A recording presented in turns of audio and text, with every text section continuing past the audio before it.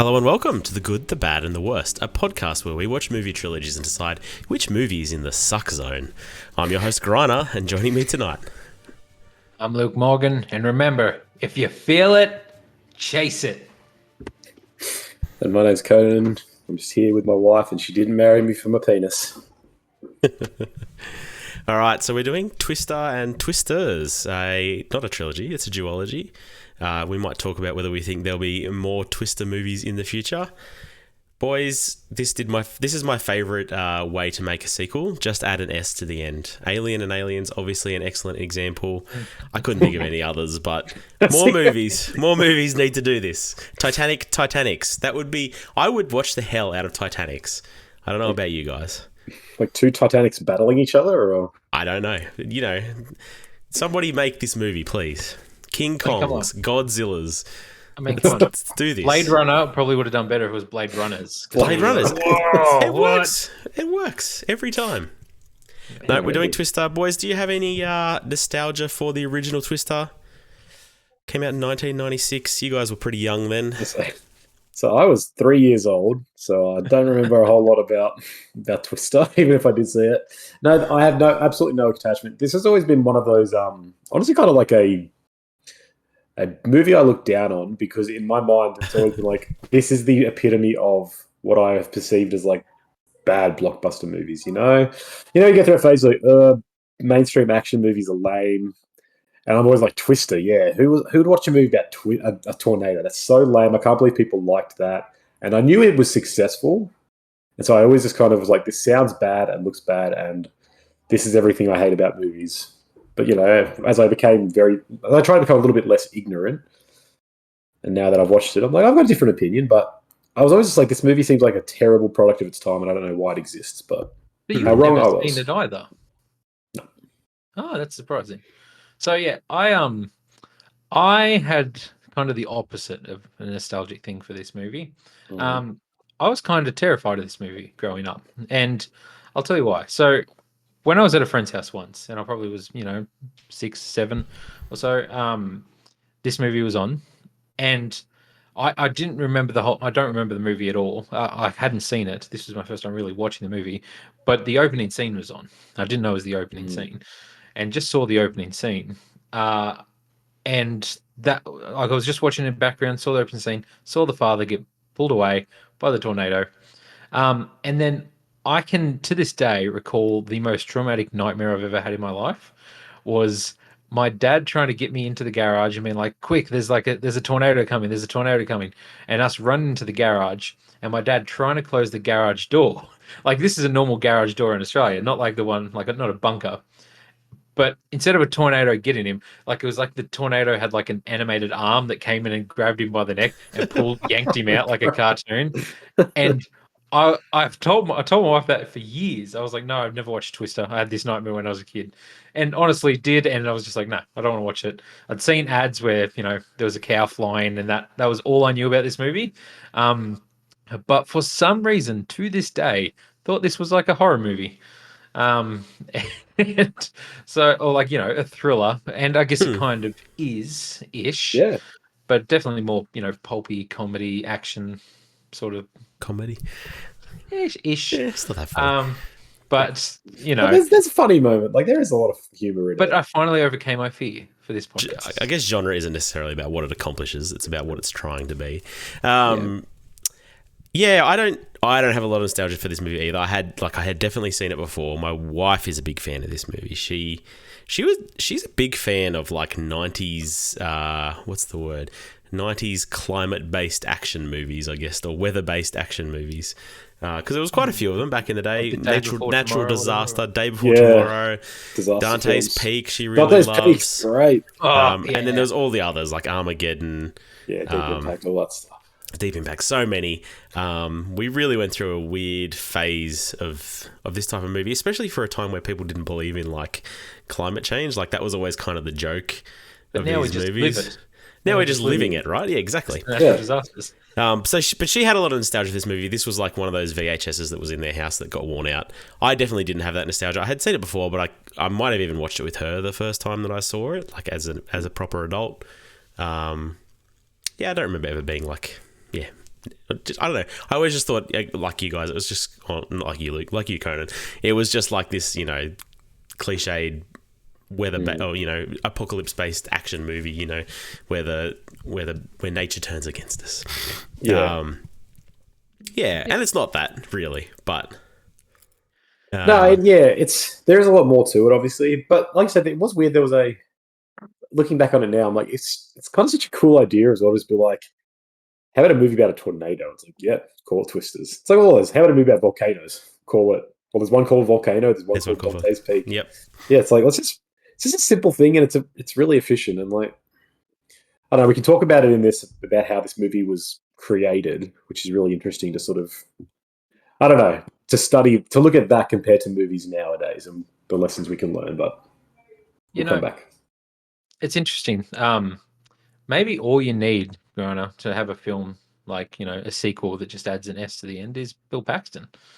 He was part of both them franchises. Didn't realize that. But I'm kind of ashamed to admit as well, I didn't realize until watching these movies that twisters are just a name for the tornadoes. Because, like, I remember growing up just being like, okay, so you've got tornadoes, you've got twisters, you've got hurricanes. I was like, what is a twister? What makes a twister different than a tornado? And then watching this, I was like, they're actually tornadoes. Wait until you learn about cyclones as well. Oh, man. There's a lot of different names for a very similar weather phenomenon. I mean, fortunately, here in Australia, we don't have, twisters. Twisters are interestingly like only a real problem in this specific part of the US, right? Like they have Tornado Alley, and that's where they all go through. It's fascinating to me that there's just this part of the US that continuously gets absolutely demolished by these weather events, and people keep living there, I guess. It's such a strange thing because you hear a lot about that growing up, even in Australia, of like, tornadoes and twisters, and they're so iconic. Yep. But it's like, it's really not a thing here. But here, it's like it's like one strip of America. It's just like one strip of the country has them, but they're so, because they are really destructive, but they're so sort of like culturally relevant. It's bizarre to sort of learn that they're. Yeah, and I mean, I guess there's other parts in Europe that probably get them, but I really don't know. Like, I was like looking it up, like, why does this only seem to be a thing? And like, there were other parts of, other countries that have it. And they even listed Australia as having them because we do have cyclones and that sort of thing that happen. But we don't have this, this huge tract of land where they can form and survive. They tend to like start offshore and then die out as they come inland. So we don't get nearly as bad as what they do there. But they're an interesting, I mean, I want to talk about it when we get into it. But it's interesting how you'll see the video of it, of the footage of it, like the aftermath. And it'll just cut like a slice out of the town, right? Like half the town's fine and the other half is just totally destroyed. It's just, it's interesting. Yeah, they're super fascinating because there's like videos you see of weather warnings. The whole premise of these movies, right? They're trying to figure out something to track it better. I don't know. The premise is kind of lost, but you see those videos where it's like a calm day and then a siren goes off and within like 6 seconds, trees are getting like nearly falling down from the storm. It's like, holy crap, they're really terrifying because they're just instantaneous. There's no warning. There's nothing to really read them. Like, they're a crazy act of God. All right, let's jump into the stats. Stats. Twister, released in 1996, had a budget of $92 million, made $495 million at the box office worldwide. Twisters has a $155 million budget, and so far $124 million at the worldwide box office. Looks like 80 odd million for the North American box office. Only opening weekend in America. Yeah, not too bad for the opening weekend, I think. Yeah, that's pretty good. Really it's good. Tracking pretty well. Yeah, sorry. No, I was just gonna say the critical reception. Twister has a 68 Metascore, and Twisters has a 65 Metascore. That's gone down a little bit. That was higher than I thought.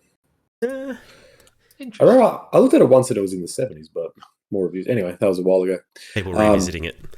Yeah, so I would just say I think Twister apostrophe S earnings, not Twisters apostrophe earning. That's going to be confusing. No, it's not a problem, and it's a perfect naming convention. I will not hear otherwise. Apologies. Destroyed it. But the earnings of Twister, I reckon, would be almost double that because VHS sales would have been huge, and this was the first DVD ever released. It was Twister. Really? Yeah. Was it really? And it was, I and would have said it also- was Shrek, but there you go. so wrong. It was also the last HD DVD released before Blu-ray took over. But that would have made about all. I think, Twister was both the birth and the death of the DVD. That's poetic. Yeah. But think about all those people, right, who like get the new tech, who would have got DVD players and been like, "I'm going to spend $1,000 for a DVD player, and I'm going to buy the one DVD that exists. That's Twister." Well, Would have in made a the shit ton. in the binge description for this, it was like with groundbreaking visuals. Like, this, like, it's talking about this movie as at the time, this was like known as like this big high fidelity. Yeah, like the cow scene is like a thing. Like people still talk about how they did that. Yeah. How did they do that? I don't know. There's a Ringer article about it. Apparently, that's where this They picture put came from. it So. out in a tornado. They literally made tornadoes.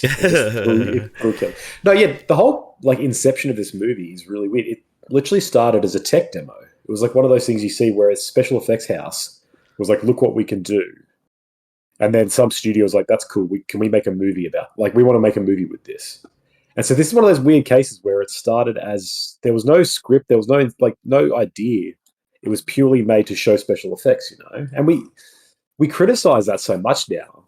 But this is actually a really interesting example of it working. And I was like, what, maybe it's not so flawed to do as long as you have proper creative forces. But yeah, I think that's conceptually a bit more interesting in 1996 too, though. Like, I feel like the returns on CGI now are so diminishing. Like, the best CGI versus the worst CGI in, blockbuster movies today is not the difference between never seeing this on film before and creating it, right? Like, I think trying to do that sort of stuff today it's a terrible idea, but kind of makes a bit more sense back in 1996.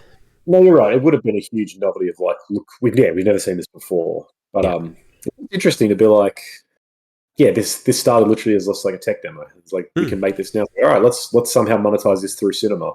And you're right. We probably can't do that anymore. It's time's past. Avatar. That's the thing. It's kind of like that, right? It is this sort of natural progression, and I mean, I'm a vocal opponent of Avatar, so that's where I would say it doesn't work. I mean, but it's not flawed. You can actually make good movies with this stuff. Make good money. So maybe James Cameron isn't the hero we thought, even with Aliens under his belt. He just should have called the second movie Avatars. It would have been fine. Lost. I mean, he did Aliens. He knew the formula and he gave it up. And he watched And it. he messed up. Watched it. Explain All right. that. Let's kick off Twister. Two storm chasers on the brink of divorce must work together to create an advanced weather alert system by putting themselves in the crosshairs of extremely violent tornadoes. Seems like a bad job. Like, I wouldn't like it. Yeah, I think the whole thing at the time was like, this is a different breed of people. These people, and there, there's been reality TV shows about these people since then. They definitely exist. Not for me, but yeah, like adrenaline junkies, right? Like that's all it is. It's people who are obsessed with, like, fixated on this thing, like chasing the thrill. There's definitely the kind of person I can totally see the theoretical appeal. Yeah, I'm not keen on that personally. I also wouldn't be if I'd seen my father sucked out of a bunker in a tornado. I wouldn't be like, shit, let's chase tornadoes for a while. Well, I mean, I think the second movie maybe addresses that a bit more realistically, right? Like, this is maybe we'll get there. All right, well, let's lead into that. I've mentioned this before, and how therapy has killed movies, and how cinema thrives on trauma, and we need to really stop having such concern for our mental well-being and all that. Perfect case study, Twister. No one had therapy. We dived into it, We're like, let's just expose ourselves. Twisters comes along. It's like, nah, we're all scared of the things. Like, I mean, interestingly, Twister makes fun of therapists as well, right? Like, his new wife is a therapist, and there's a few jokes around that. It's probably because she's a sex therapist, which was very teenage boys love. And I still giggled out whenever she's like, I'm a sex therapist. But when I wasn't even a sex therapist. It was it was a relationship therapist, wasn't it? No, it was like a childbirth therapist. Something with that. It was like oh yeah, like a yeah. He's helping couples like sort of who can't conceive or something. But anyway, yeah, I think that's an well, that's why she married him for his penis. That dude. That's what it was. I get it now. Just service her clients who couldn't have babies. No, not her. The person on the phone so she's talking to. giving therapy Not Bill to. Paxton. Not Bill Paxton. Disappointed he didn't hang dong though. Yeah. I was a bit sad watching this, having Bill Paxton and Philip Seymour Hoffman in it. Two men taken way before their time. And in this movie together. Yeah, Bill Paxton's really interesting, right? So, because I don't have any super strong connection to him. The only thing I'd really known him in before this is Aliens, and he's in Nightcrawler, which might have been one of his last roles, and he's really good in it. Good movie. Yeah, and like but that's really it. Like apparently he's in Edge of Tomorrow. I don't even remember that, but like he's great in Edge of Tomorrow. He's like the commanding officer in Edge of Tomorrow. Well, I'm sorry, he's a guy for me. Like I agree, I only knew him from Aliens, but I feel like he popped up everywhere after I realized. For me, yeah. Well, maybe I guess that's right. Like he had a pretty impressive filmography, but I didn't really know anything about him. But he's such a revered figure. Like people love him. After he died, a bunch of storm chasers spelled out his name in honor of his commitments to the storm chasing community by making Twister. Like everybody knows who Hudson is. Everyone knows who Bill Paxton is. Like, but I don't know. Like, what did you guys like him? What, Grady, you have a good relationship with him? Like, I adored Aliens, as we've talked about. He is like one of the best Marines in Aliens.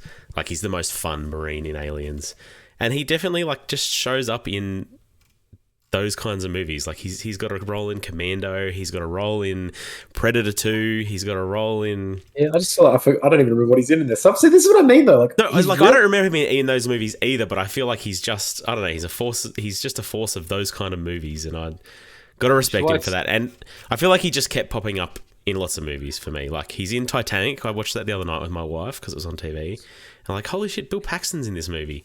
He was in Apollo 13. Like he's got a pretty big role in that movie too. Like he just keeps showing up, and I think he's good in everything he does. I really enjoy him. Spy Kids 3. I was about to say Spy Kids 3. It was probably where he really blew up. But it's interesting to see him in like a leading role. You know, he's fine. He's not like a distraction when I think he's bad. I'm not like, oh wow, that was like he's a great leading man. I don't know if he's that. Yeah, I wanted to ask that. Like, what do you think? Because I've never seen him as a leading man, right? He's always been a side character. Like, I'm sorry, you put Pierce Brosnan in this film, and this film's an all-time banger. You know, just go watch Dante's Peak, and you'll see that. I love Dante's Peak, man. I still remember him catching that girl before she jumps in. This is better than Dante's Peak, but anyway. Whoa. But yeah, it's interesting. You know, and I feel like this has a really impressive cast. Like, you know, right? Weirdly, like, incredibly big cast. Even people who like were not big at all then, you know. I'm like, oh, Jeremy Davies is here. I'm like, what? Like, this is awesome. Like, I love Jeremy Davies. You know, obviously Helen Hunt and everything. Yep. It's just, and it kept adding onto it. I was like, oh man, look at this big cast of characters. But that kind of leads me to like my problem with this is, as they're introduced, and you know, there's all these different kooky characters and stuff like that. I was just like, okay, obviously there's this big cast because they're going to kill them all. Like, you know, it's going to be like they're disposable throughout the film. Die. Come on. You can't really have a threatening tornado if nobody dies, right? I don't know. It's just, to me, it's just not that movie, right? Like, yeah. And I think that fits with a lot of those kind of disaster movies from that era. I mean, I don't know, maybe not. I was expecting a horror, so I was like, people are going to start dying. Yeah. It is interesting, though, because like you said before, Luke, it starts with a really horrific scene. Like, I put this on, and my wife didn't know what it was. Like, I'm going to watch this. And she puts it on, she's just like, I don't want to watch this at all. Because it starts off, and it says, like, it starts off at 11, right? Kids running in, dogs are dying, father gets sucked away, and she witnesses it. And my wife was really, I don't want to watch this. And so she was out. She was done in 6 minutes. And I'm like, they don't do that anymore. That was a different time. Like the 90s would make movies where it's like there is just these moments of kind of horrible, kind of violence, but not violence, but I guess it's like scary stuff. Like Dante's Peak, we're going to keep referring to. There's a scene in Dante's Peak where the two people die in the hot in the pool. water. Yeah, that is like Hard burned for into life. it's exactly burned into my brain from seeing that as a kid. But that movie's, I think, PG-13, and like this was just a thing they were putting these moments, which then felt really weird because I had the same thought of like, surely at least somebody has got to die, but even what's her face doesn't die. That's true. Yeah, she should No have one died. Yeah, like absolutely no one dies She should besides die. the first one. They scalp a dude, but it's just a cut on his head. It's like, come on, man! Like, kill somebody. It's an F5. I mean, the only one. Sorry, I'm wrong. Towards the end, I think Carrie always does die. That big pole goes through. Oh his yeah, truck. the antagonist. Yeah, Yeah. But yeah, you're right. So it was a weird choice to not have any of the characters because there's a lot of characters. There's like 12 in the crew. It's like at least, I don't know, Alan Ruck's expendable, surely.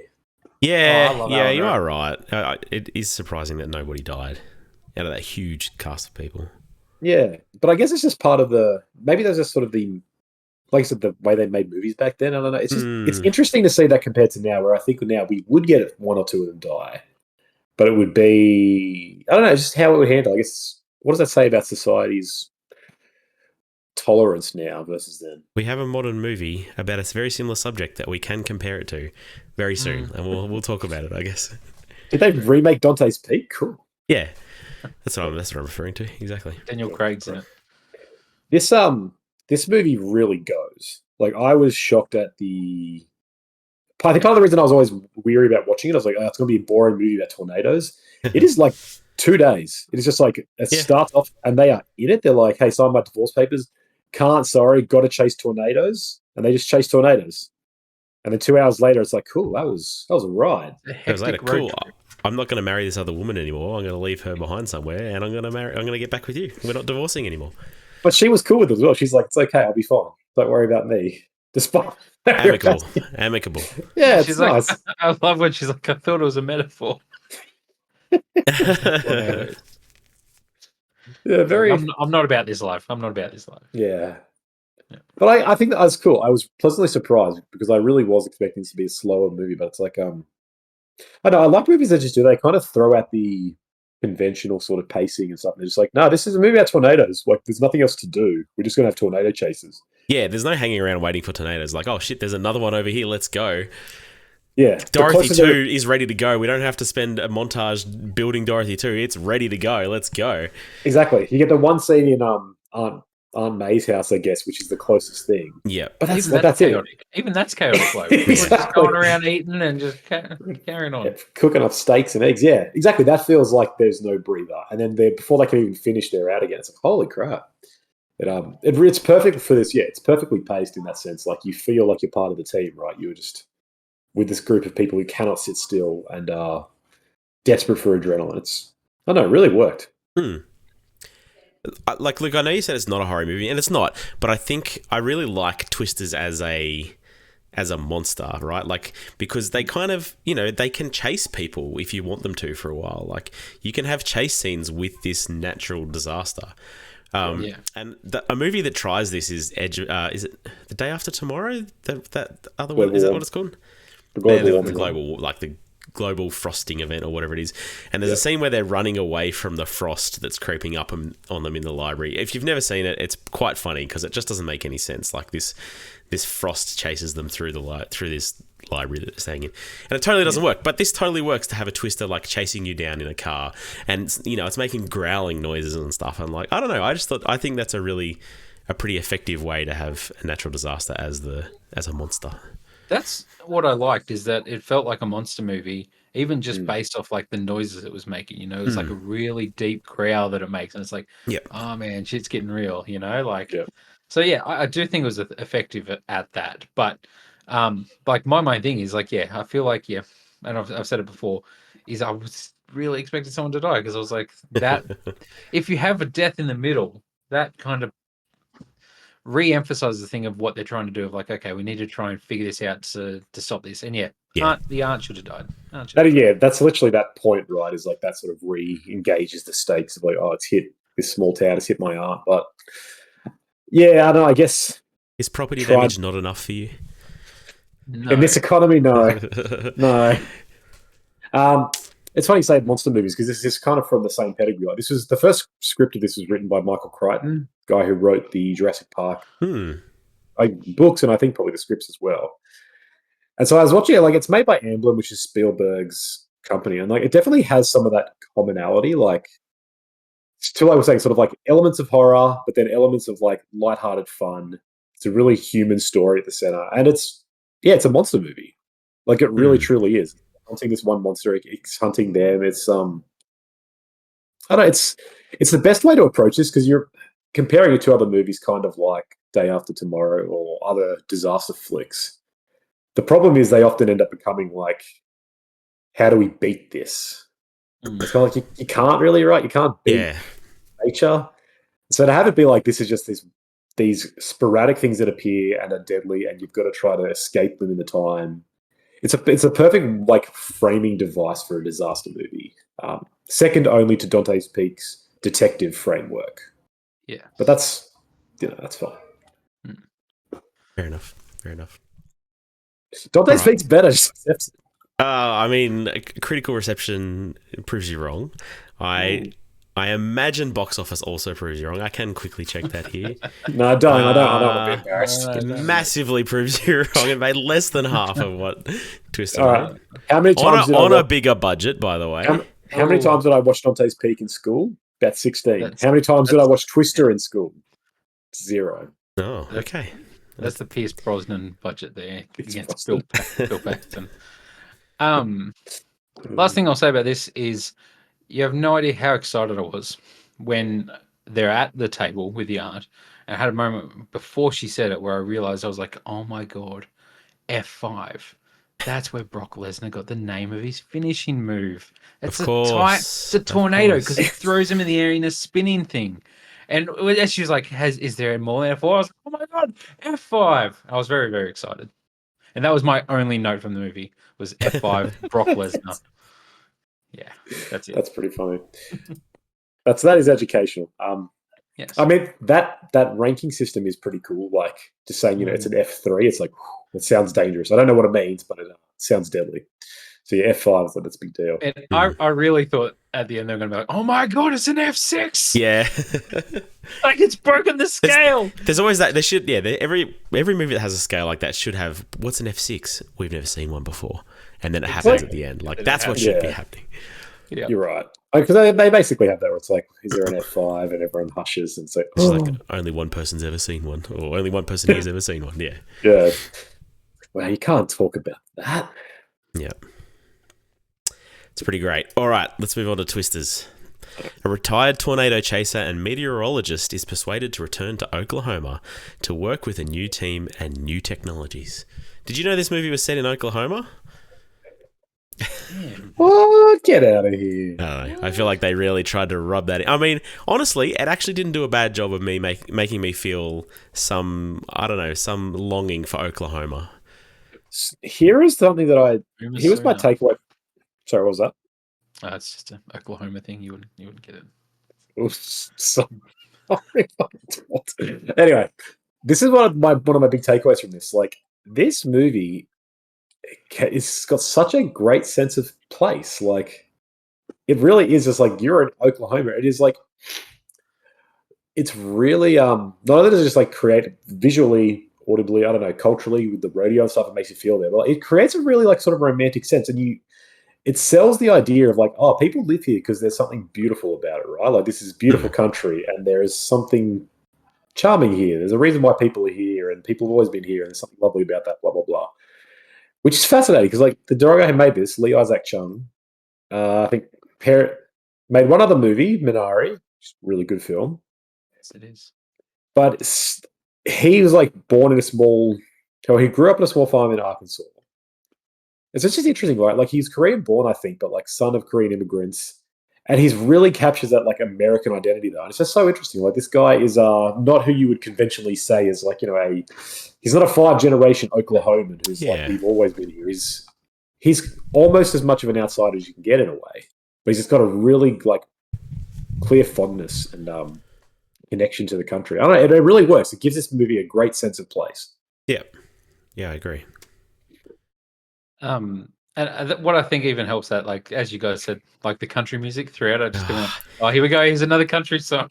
Mm. It's It like, was just, it was a bit much for me. That was there was, that was my big note. I'm just like, a little less country, please. Like, I don't know. I think country is a very polarizing genre of music. Yes. And not that you should be making a movie to appeal to everyone necessarily, although if it is a summer blockbuster, you could make that argument. I don't know. There was a little too much country in there for me. Yeah, I don't like the genre either, but it's, I don't know, when you've got scenes of people at a rodeo, I'm like, yeah. Oh, absolutely. Play it at the rodeo when, I don't know. can you Just a have bit a too much. movie full of country music and not have Shannon Knoll though? You know, like it just felt like it was. If you're Famous from any Oklahoma- other country than Australia, yes, absolutely you The can. famous Oklahoma One of boy, the most- Shannon He Knoll. doesn't even make country music anyway. What about me? He makes Um, art. He It's makes not country. art. Yeah, that's right. He does. Thank you, good. Do you know? That's the thing. Like, even when he tracks her down in New York, like it feels very different than the rest of the movie. And he's just like, you need to come back to Oklahoma. Like, this is where everything is happening. Like, you know, it's a calling. It's a calling to you. Yeah. You always know where you're from. Again, movie starts out with like a really Yeah. intense scene and Yes. people dying. And it surprised me. I was not expecting at least the last two to die, but especially the last one who died. I was like, oh man, they went for it. Yeah. Good on them. Good on them. Yeah. No, so Yeah, yeah, That scene was like harrowing. Like I really enjoyed that. And again, kind of like a monster movie where people are just getting picked off around you and it's Ripped away. terrifying. And it was good. It really set the scene, I guess. Yeah. yeah. Look, it's a point we've talked about a lot. How movies are dead, blockbusters are dying, Marvel killed everything. This movie has kind of been the litmus test for like, are blockbusters back, right? Because we had the success of Top Gun Maverick. Yes. Yeah. And that proved that we can. But like, we can have legacy sequels that make great money. Furiosa bombed as well. Yeah, but then you get other ones like Furiosa that just completely fail. So this was one that people were looking out for because they're like, I think everyone was like, no one asked for a Twisters movie. No one wanted to, put an S on the end of Twister. It's just a crazy idea. Yeah. But this feels really kind of like old fashioned in that way, where it starts like it feels resonant to the first one. But I'm trying to think, like even in Top Gun, but then in any sort of big Marvel or even in any safe blockbuster, you wouldn't get something kind of as ballsy as like, let's introduce these characters and just kill all of them bar one off. It took me by surprise. I was like, oh no, he's actually making something a bit more old fashioned here. Like it's not. I don't know. Even with the country music, I respect it because it's a choice. And he's like, no, there's a reason for this. It's like Oklahoma is full of country music. Yeah. It doesn't. What I'm trying to say is this movie doesn't try to like pander much. I think all of this feels like this doesn't feel like a movie made by committee. This feels like a movie very much made by, a creative team, made by the hands of one guy who knows what he wants to say. And like, I don't know, it really worked for me. I really, really liked this movie. Like much more than I was expecting, much more than a movie about Twisters probably should deserve. Yeah. It was interesting how much comparison I heard like in the lead up between this and Top Gun Maverick. And like it makes sense, the circumstances are similar. Glenn Powell. He's there. Glenn Powell, that's right. Joseph Kaczynski was a writer on this as well.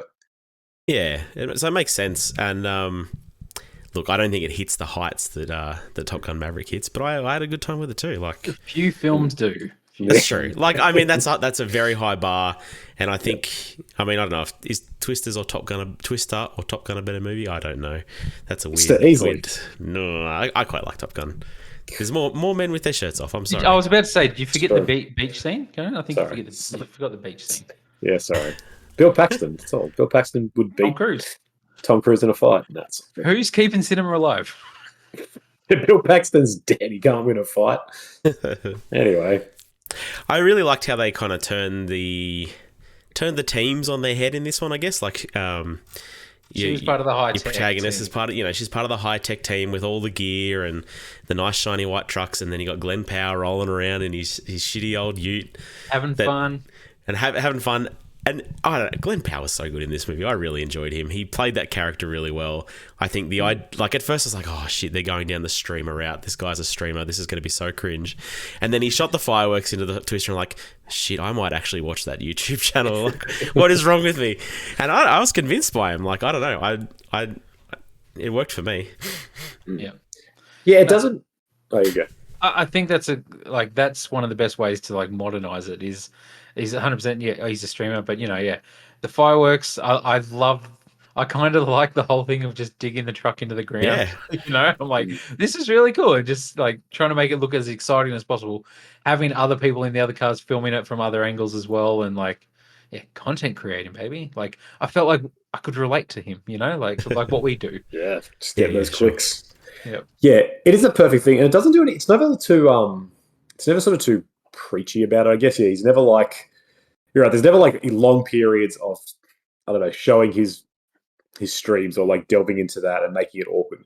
And in the same way that with the whole global warming subtext of it, they mention it, but there's never sort of like a big preachy message of like, no one sits down and is like, man, these global warming events are really causing bad twisters now. like, listen, chat. This is what happens if you don't Yeah. recycle.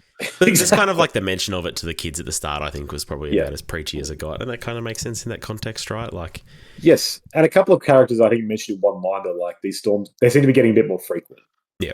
But it's like, it's clearly sort of a layer there, but my point is it's never played too hard to be like, oh, we're trying to make you feel uncomfortable with this, or we're not trying to beat you over the head with a message. And the same with the content stuff. It's like, we're not trying to really appeal to kids and be like, look, we've got content creators, but... Look, I think Glenn Powell should have done more Fortnite dances and said skippity toilet. I don't know. Maybe that's just me.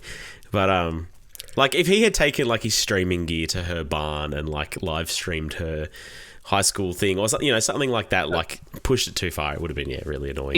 If he'd done... Sorry, if he'd done something to get him cancelled, and all of a sudden it was like this highlight of comments popping up, being like, I can't support him anymore, and like hashtags, and be like, okay, Not my tornado chaser, yeah. Yeah. So where are we at on Glenn Powell? I don't remember. Have we talked about this? Because I've always liked him, but then I've seen a lot of Reddit posts recently with it. People pushing back and saying, why are they trying to make Glenn Powell a movie star? And I'm like, because he is a movie star. Also from Spy Kids. He was in Spy Kids too. Was he? Spy Kids. He was a kid. He was a kid, like. Spy Kids makes stars. Yeah, jeez. I feel like he's come from nowhere. Like, I feel like I didn't know him before Top Gun Maverick. And now I see him everywhere.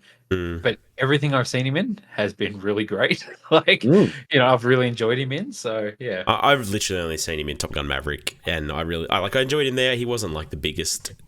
He was kind of the dick in that, wasn't he? He didn't have the biggest role in that movie, but No. I really enjoyed him here. I'm there for it. I'm okay with him. Is he a nepo baby? Is that the problem? I couldn't find any evidence of that, but no, he's not. Like, I don't think he is at all. From what I can tell, it's just His dad's Al Powell, isn't he, from Die Hard? yeah, maybe adopted father. I don't know. Yeah. No, I don't think he is. Like he really seems just kind of like he's earned his way. Like, he was a Texas guy because he works with Richard Linklater a lot, and I think that's because like he's a Texas dude, so he connects with him there. I don't know. I really don't get it. Like, I really like him. I know that the Ringer podcast guys love him. They always talk a lot about him. He's in a lot of big things. Like, his face is everywhere with Anyone But You and all this stuff. Anyone But You was a really fun film. Like, I really enjoyed it. Yeah, and he's good in it. But it's I heard The Hitman. He's really good. So freaking. It's still a podcast on Hitman. That movie's great. That's what I saw recently. I'm like, that guy is truly like a great actor of our time. But I don't know. I feel like the algorithm sent me a bunch of Reddit things being like, "Oh, he's overrated." I'm like, am I in a bubble? Does everyone hate him and it's just me who likes him? I haven't seen that. I think it's just the algorithm trying to get you to click, click, and it worked. Boy, Tom Cruise likes him, so I don't know if that's the best judge of person. I also don't know that when they released that thing of like him cheering about this movie, I'm like, I don't know if Tom Cruise has the best taste in movies. I'm sorry. Apparently, he thought The Flash was one of the best movies he'd ever Oh, seen. that's right. Yeah, Like, I like like, Tom Cruise okay. in movies. That's It's it, though. endearing because I'm like, you know what? He just loves movies. He's just like, whoa, this is cool. I think that's it. I don't even know if he knows what he was watching. He was just like, I'm here in the cinema, and it's Batman. like, He's this can is- run fast. he's just yeah, he's like That really red childlike. Batman was pretty cool. Red Batman's my favorite. Red Ghost Oh, yeah, classic. but I think Glen Powell's really good. Daisy Edgar Jones really good as well. Yep. Again, someone who's come out of nowhere. I feel I've never seen her before. No, me either. I don't know, like really good, really like just really holds camera, really good screen presence. Like goes toe to toe with Glenn. Hmm. Solid. New Should movie there- stars, they're back. Should there have been a returning character? There's no way the mum wasn't supposed to be Helen Hunt. Yes, The way they shot her and everything, which was strange. Like, obviously they know it's not Helen Hunt now. Why are they like obscuring her face in scenes and stuff like that? Like, just the way the character was introduced and, you know, not shown early on or anything like that. And then only had a small role, like had a role that's perfect for someone to come in and do a cameo. Yeah. I was expecting the whole time. I was like, surely, yeah, Helen Hunt, like she's going to be the daughter of one of them, or Glenn will be the son. Like it seems like a no-brainer. I couldn't find anything as to why. I'm sure this will come out in time that like a version of the script had that, and just maybe she didn't want to come back or whatever. Yeah, that's what I read. And then apparently Helen Hunt had like was on to like direct Twister 2 or something, and then it never happened or something like that. Like She was really against Twisters. Yeah, they Yeah. changed the name. Twister 2. it's He like, what was are you out. calling it? Twisters? I'm out. I can't. Yeah, because he can't do that shit. Yeah, like, what if we turn the 2 around and make it the S? Like, can you do something, please? She'll come back for Twistest, the third movie. The most twisted. Twisted. Oh, Twisted. Yeah, Twisted. What am I saying? Hmm. Anyway. Yeah, it's missed chance. But yeah, I just touching on it again. Like, it did really take me by surprise when they killed the characters off at the start because I forget the actress's name, but she's from Mad Men. And Keenan Shipka. Oh, didn't know that was her name. But yeah, she I feel like she's on the rise, you know. And that the first 10 minutes, I was sold. I was like, okay, so this is the new fun crew that in this film, this is the crew following along. I hadn't watched trailers or anything like that, so I might have picked up on it if I had seen that. And then yeah, really didn't expect like the last two to get taken out. I was like, all right, these three are going to get there, and then yeah, but brutally done. And Yeah, I was surprised too because Nick Dodani, like he's in Atypical, which is a really good series. You should watch it. He's great in that. And I thought, oh, he's in a movie. This will be good. And they kill him off. What did you guys think of the effects? Like, because the star of this movie, perhaps more so, is the Twisters. So I don't know. What do you guys think of the Twisters? they looked better than Twister. They did do that. They did look better than Twister. There was no cow. Can they No, not again- replicate it? I I was thought they would do that. Would Peter get involved? Yeah, different time, maybe. Different time. I for sure thought there was going to be something like a cow billboard flying past, or a bobblehead that got taken off, or something like that. But Yeah. So this comes back to my point, right? Like this movie tries to avoid any of that stuff. Like it's really trying to kind of be its own beast, I guess. Do you think that because that's in one hand I'm like, you guys missed some great opportunities, but then I'm like, no, we don't need Easter eggs. We don't need cute little fan service. This is what killed the industry. I don't know. Do you reckon there's something to that? Because I reckon the whole final part of the movie taking place in the cinema, where they're like, run to the theater. That's where you'll find salvation. I'm like, yeah, that's right. Lee Isaac Chung knows what's up. He knows that movies that's are back. They're gonna save us. See, Somewhat too- I saw the comparison there with like the cinema screen getting ripped away for both of it, like how it does at the drive-in in the first one as well, which was super eerie watching because it rips the cinema screen away in the first one on Shelley Duvall, who had passed away that day, and I was watching it and I was like, oh man, that's how weird. Like, what are the chances to watch a movie on this day where she's on the screen, like, you know, and they're playing The Shining and that happens. But yeah, rest in peace. Yeah, no, I didn't even really pick up on that, but I really do like that. Yes, you should run to a cinema. You know, that will save you and will save the world, really. Yes. Amen. Yeah, I know the effects are really good. I just thought like some of the scenes, like the scene in the rodeo, was like really kind of terrifying. It was like you see the flash of lightning, you see how big the storm Yeah. is coming. It's like holy Yeah. crap. Yeah. No, Yeah, it really and kept they us- they try to like dial it up a notch too. Like there is the fireworks scene, which is kind of fun, but they also do like where it goes through I don't know, it's a power plant or a processing plant or whatever it is, and there's It's flames. And fire. it's a flaming Oh, tornado. Yeah, like the only thing worse than a tornado, right? That's Yeah, hard shit. Sharknado. Yeah, that's a third movie. That trilogy's coming. Yay. But yeah, I really enjoyed this film. Like I really did. Like it Yeah. took me by surprise. I came in like kind of hyped because I was like, oh no, this will, not thinking it was going to be Top Gun Maverick, but I was like, I'm keen for this. Like I like Glenn Powell. And came away, I was like, that was a really fun film. Then my wife went the following day because we take turns watching movies because one of us looks after kids. And right before she left, my daughter really wanted to go, and I kept being like, "No, it's a scary movie. Like, don't, no." And she's like, "I love scary movie." And I was like, "The tornadoes kill people," and she's like, "I love people dying." And I was like, "Okay, all right, take my daughter along, whatever." And she came home and said it was her favorite movie she's ever seen. She loved That's it. fantastic. that's funny. And yeah, I think she thinks Glenn Powell's quite handsome, so I think she liked the film. So yeah, Like the dimples. What did you guys think about the love triangle? It definitely isn't like a focus, but do you feel like they went far enough? I don't know. I was kind of hoping there would be like, throw it back to the 90s, throw in a sex scene that's just a little bit too awkward to watch with your parents, but not so hot and steamy that it's worth watching on your own. That's what I was hoping for. Gen Z doesn't like sex in movies. It's true, actually. I've seen that sentiment quite a bit. And I don't think it needed. I am joking, of course, but I don't think you are. I think you really just want to go to the movies. I to mean, watch look, sex. if I could see more of Glenn Powell with less clothes on, I wouldn't be mad. watch Top Gun Maverick again. I know. There are options for me, thank goodness. These on repeat. Because Yeah, there was a kiss in the trailer that was cut.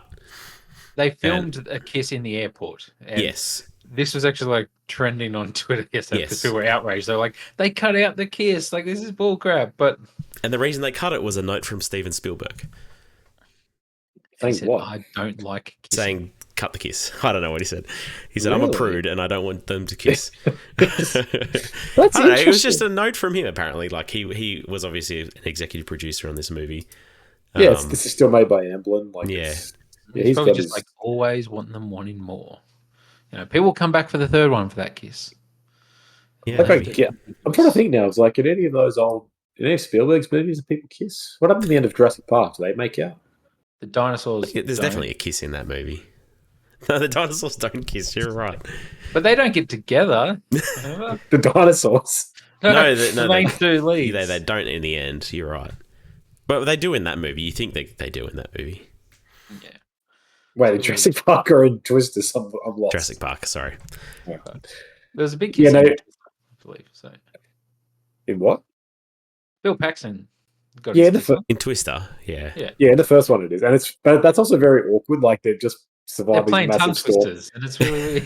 But like everybody's there. It's like, hey guys, Yeah, it is what's strange. up? Yeah. We're gonna make out. It's just a bit. That was the '90s. Everyone just Yeah. staring at him, smiling, just like, yeah. It's like kiss her better. It's good. Yeah, I don't know. I honestly I'd forgotten they didn't kiss. The love I don't know. triangle. They're alone in that barn, and the mum obviously approves. Like, I don't know. I just seemed like a place for it to potentially happen. Obviously, it didn't. I wasn't like, jonesing for it. I didn't have my hand in my pants ready to go. But it felt weird that they like. I don't know. It felt like it kind of did try to cut it off. Right? They cut the kiss, I guess, is what I'm No. trying to say. You're right, and I think that is a legit thing. Like that sentiment that has been going around for a reason. Like sex in movies has never been less of a thing. Like we saw that in Top Gun Maverick, right? Where there's a It was scene where done well, I think, in that. it was, but it's the same thing. Like it's implied, and then it's like for some reason Tom Cruise is in jeans and no shirt. And it's like, did they have sex? I don't actually know. Like, I think that's more of an interesting thing of that. Like, why do we go to the movies? And just, the '90s had a whole generation of people who were like, we had to go somewhere to get our freak on. We don't need that anymore. Hmm. But it I does. think- It is strange. You're kind of just excluding people, though. You can't get young people then if you're going to have that sort of stuff. And it is like a thing like there 100%. There is a part of me that would be way more willing to watch Game of Thrones with people if it wasn't so full, like That's especially true. the first few seasons. Yeah. Where it's like, shit, there's a lot of awkward brothel scenes that I would have to watch, again with these people. So I could never be to like my dad, be like, "Oh, come watch Game of Thrones. This will be great." Check out the 'cause scene like, with the no, brothel. sorry, Let's Dad. go. Like we can't watch it. Hmm. And it's kind of unnecessary in like this day and age, especially for this sort of film. So, but in regards to the love triangle, I had a moment where I was like, "Wait, is this meant to be a triangle? Like, are these two meant to be a thing as well?" They kind of, I don't know. They kind of like skirt around it and don't ever really engage with it. But there's definitely some. I don't know. So there is a tension there. Like there has to be. There It totally just is, seems yeah. like she's just got eyes for Glenn Powell the second he shows up. I think it's a good way Who of doesn't? like, yeah, exactly.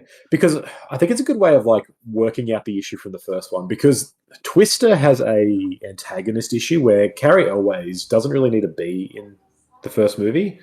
Hmm. Like, it's a monster movie, so the enemy is a tornado. But for some reason, there's this other guy who shows up for like 2 scenes. And it's like, it's those damn storm chasers, and they're like these evil villains. It's like, well, I don't really understand how they're villains. Are they like anyway? And he's there just to be like an extra sort of thorn in the side, sure. But I think that they learned from that, and in this one, they're like, we don't need a full-on antagonist in that sense, right? You don't need another storm chaser. But they kind of do it like Glenn Powell is that, but then he also assumes the romantic role. So I think it's a really effective way of like reworking the dynamics in the first movie, which is what a good sequel should do. Hmm. Where it's still got a love triangle, but it's not necessarily literally about the love triangle. It's just kind of like there are 2 forces pulling her. One of them is sort of romantic, but also the antagonist when he's working for a bad company. Like, I thought it was a good way of reworking that in this context and going, we don't need to have, I don't know, because love triangles have become trite now as well. Every young adult movie has a love triangle. Yeah. The Hobbit had it. Hobbit suffered for it. It That's- did, yeah. That's definitely the kind of movie Conan was referring to when he said young adult 100%. movie. Young adult movies that all the kids love. So speaking on cameo and everything like that, and thinking Helen Hunt was going to return and who these people's parents are, like they have Dorothy at the start. Yeah, that's the Ooh. other link. Yes. Like I was gonna mention why? that before. How? Like how is this a known thing, or is this just a known thing in the Storm community? After the first one, they were like, "Yeah, let's make our own Dorothy," but it seems not like it's unfeasible. passed on. It's not unfeasible to believe that like they donated it to a university after the technology, grew or For something it's like never that. been talked about seems weird. They do talk about it in the first movie, in the Twisters? start, at the start. In Twisters, yeah, they talk about it. Like, they don't say, oh, this came from the famous storm chaser Helen Hunt and her husband, What do Bill they say? Paxton. Oh, he's just like, oh, Dorothy's ready to go, don't worry, or something like Yeah, that. yeah, Like, Yeah. But I think that works. That's all you. What? Where did Dorothy come from? Well, you don't need that information though. You know that you can assume that because it works in Twister.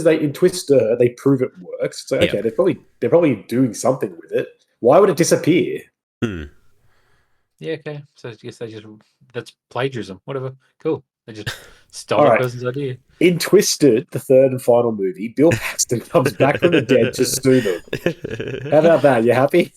Movie starts with it was being sued. Jeez. Yeah.